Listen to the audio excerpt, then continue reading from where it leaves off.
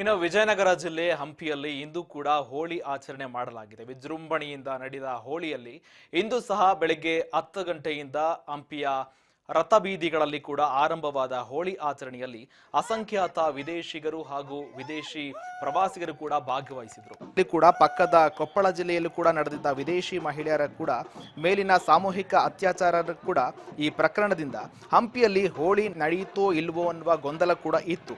ಆದರೆ ಈ ಎಲ್ಲ ಅನುಮಾನವಿತ್ತು ಕೂಡ ಇದರ ನಡುವೆ ಕೂಡ ಹಂಪಿಯಲ್ಲಿ ಹೋಳಿಯನ್ನ ಅದ್ದೂರಿಯಾಗಿ ಆಚರಣೆ ಮಾಡಲಾಗ್ತಾ ಇದೆ.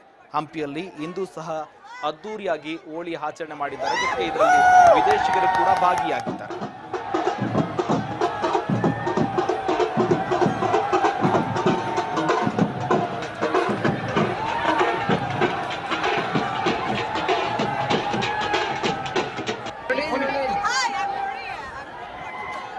ವಿಜೃಂಭಣೆಯಿಂದ ಮಾಡಿದ್ದೇವೆ. ಇದು ಹೋಳಿ ಆಚರಣೆ ಈ ಸಲ ಜಿಲ್ಲಾಡಳಿತ ಬಹಳ ಕಟ್ಟುನಿಟ್ಟಿನ ಕ್ರಮ ತಗೊಂಡಿತ್ತು. ಅದೇ ತರ ಹೋಳಿಗೆ ನೂರಾರು ರಿಸ್ಟ್ರಿಕ್ಷನ್ ಇದ್ವು. ಯಾಕಂದ್ರೆ ಆ ಕಡೆಗಡ್ಡೆಯಲ್ಲಿ ನಡೆದಂತ ಒಂದು ಘಟನೆಯಿಂದ ಪ್ರವಾಸಿಗರಿಗೆ ಆಗಿರ್ಬೋದು, ಫಾರಿನ್ ಟೂರಿಸ್ಟ್ಗೆ ಆಗಿರ್ಬೋದು ಬಹಳ ತೊಂದರೆ ಆಗಿತ್ತು. ಹೋಳಿ ಅನ್ನೋದು ಹಂಪಿ ವರ್ಲ್ಡ್ ಅಲ್ಲಿ 4ನೇ ಸ್ಥಾನದಲ್ಲಿದೆ.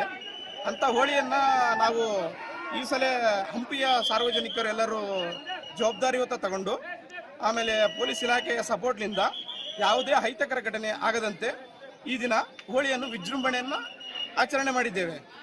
ಯಾವುದೇ ತೊಂದರೆ ಆಗಿಲ್ಲ, ವಿಜೃಂಭಣೆಯಿಂದ ಮಾಡಿದ್ದೇವೆ. ಇದು ಹೋಳಿ